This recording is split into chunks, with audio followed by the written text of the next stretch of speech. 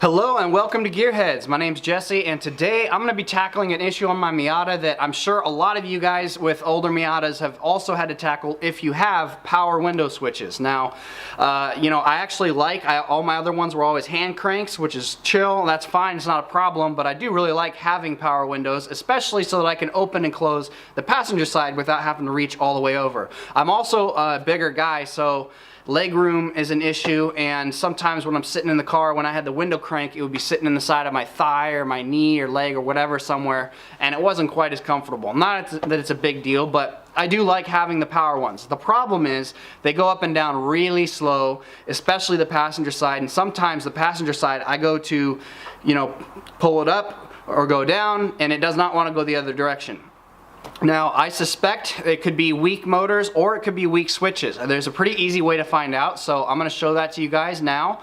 And we could also, we can find out at least the health of the window motors if we take the switches out of the equation and run them up manually, and they run up real fast and they go down fast, then we know that the motors are healthy and they're good, and the switches are probably just getting weak because they're old. Now, sometimes the connections inside the switch get dirty. If possible, maybe I'll try to clean them out. I haven't had these style apart before. I haven't done it on the Miata before, so we'll just have to take it apart and see, what there is to work with. So let's go over to the car and I'll take out the center console and the switches and mechanisms so we can get to the switch, to the wires, and do our diagnosis there. So to take out your console, there's just going to be a couple screws up on the front under the shifter area, and it's on the left and right side, and then you just got to open up your little compartment back here, and there'll be a couple more screws in there, and then also one under where the cup holders or ashtray would be. And go ahead and take your shifter off also. That should be it.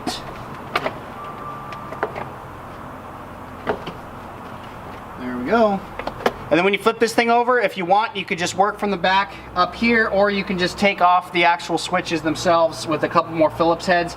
I'm not going to do that right away though. I've got a wiring diagram, and the plug that runs up to the switches is actually down here by the shifter. So let me show you guys that. I'm going to unplug it, and I have a diagram. I'll share a link if I can in the description, and I'll have a screenshot on the screen also to show you guys, so we can figure out how to test this and bypass the switches to make sure the motors are actually good. So here's the connector that runs up to the window switches. Now, the diagram shows you the connector view from the harness side of the switches, not from this side. So you can see on the diagram it's going to be top right is A, bottom right is B, and so on.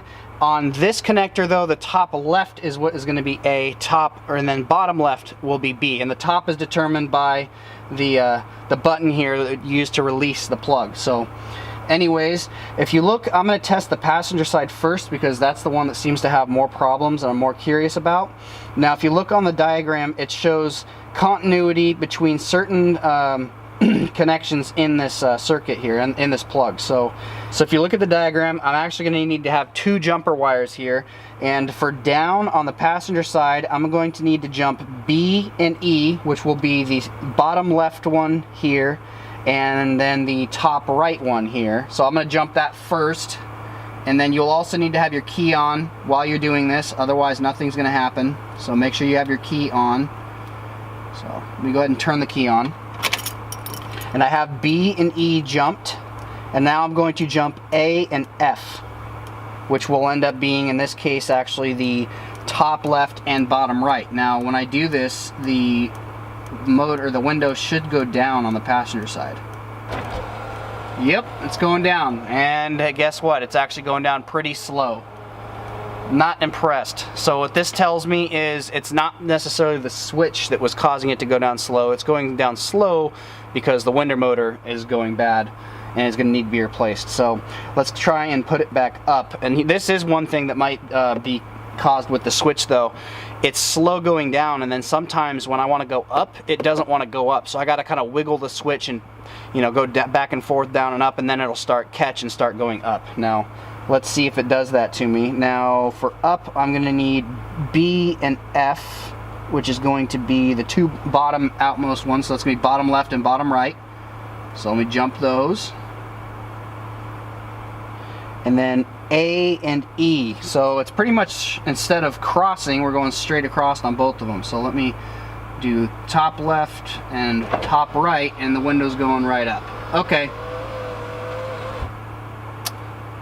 And don't hold it too long, because if you're holding it, you saw that maybe a spark there. You're going to be trying to force the motor to keep going up when it's already up all the way. That's just going to stress it out more. So obviously my motor's pretty weak anyway, because it just went up and down both slow. But it does move at least. So let's try the driver's side real fast and see how that one is. So first, for the driver's one to go down, we're going to want to put a B and C, which will be the lower left and top middle, and then A and D, so that's going to be top left and bottom middle. Should bring the driver's window down. There it goes, and it is going slow. I'll just go all the way down. Listen to that. Alright, maybe I won't go all the way down. I might need to have a helping hand to put it back up, because it's still not all the way down after holding it that long. That's kind of sad. Alright, and to go back up, I'm going to go ahead and just move this one here so that I've got B and D selected. Whoop.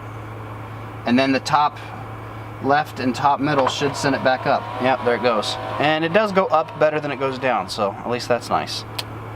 Alright, well, I think that's pretty much all the testing I needed to do, actually.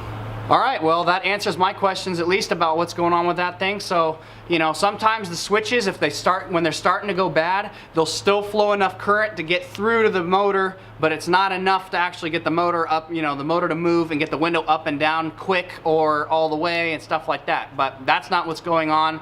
Mine are just going slow because the motors are old and bad. So now at least know, and hey, I guess I'll have to be doing a video at some point for you guys on how to replace your window motors on the Miata. So also, it is worth noting, if you're having a problem where your window switch, you know, it won't go up or down on one window, you put, let's just say you put the window down part way, all the way, whatever, and it doesn't want to go back up at all, this is another way that you can test whether it's the switch or the motor, because sometimes the motors do fail in one direction and they won't go back up a certain way. The regulator can break or something like that. You can bypass the switch and find out, and it'll tell you, because also the switch could fail too. The switch could fail and not send the motor, you know, up one way or the other. It might work only in one direction. So anyways, if you want to test the switch, you can do a resistance test on the switch. So the harness, if you look at the diagram that I shared with you guys, and the ones that we were jumping on the harness side to send the motor, you know, the motors up and down for the windows, you can go to the side that goes, the pigtail that goes up to the switches themselves, and you can ohm those out and see if the connection's good. If one of them has a higher than all the other ones, you might know that that means the switch is going bad in that area. So obviously I didn't end up taking the switch apart or even trying to. I'm not going to for now because I don't want to break anything.